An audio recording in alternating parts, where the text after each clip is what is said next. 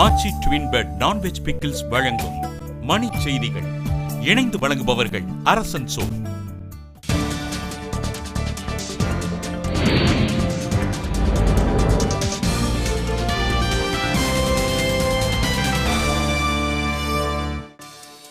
பீகாரில் விரைவு தொடர்வண்டியை மறித்தபோது விபத்து, தொடர்வண்டி மோதி 20 பேர் உயிரிழந்த பரிதாபம். டாலருக்கு நிகரான இந்திய ரூபாய் மதிப்பில் தொடர்ந்து சரிவு, வரலாறு காணாத வகையில் 62 ரூபாய் 30 காசுகளாக வீழ்ச்சி. சிறையில் உள்ள தமிழக மீனவர்களை விடுவிப்பதில் இலங்கை அரசு தடங்கல் ஏற்படுத்துவதாக ஜி.கே. வாசன் குற்றச்சாட்டு.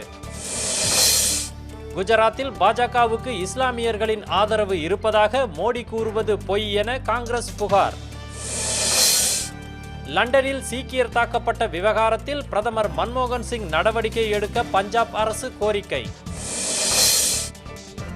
பெரியகுளத்தில் நகைக்கடையின் பூட்டை உடைத்து 30 பவுன் தங்க நகைகள் கொள்ளை.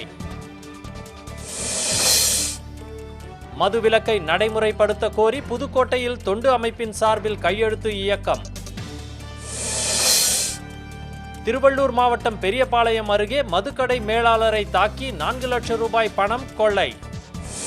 மாஸ்கோவில் நடைபெற்று வந்த உலக தடகள போட்டிகள் நிறைவு, 7 தங்கம் உட்பட 17 பதக்கங்களுடன் ரஷ்யா முதலிடம்.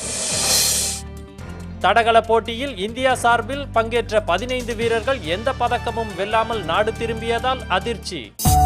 ஆச்சி ட்வின் பெட் நான்வெஜ் பிக்கிள்ஸ் வழங்கிய மணி செய்திகள். இணைந்து வழங்கியவர்கள் அரசன் சோ.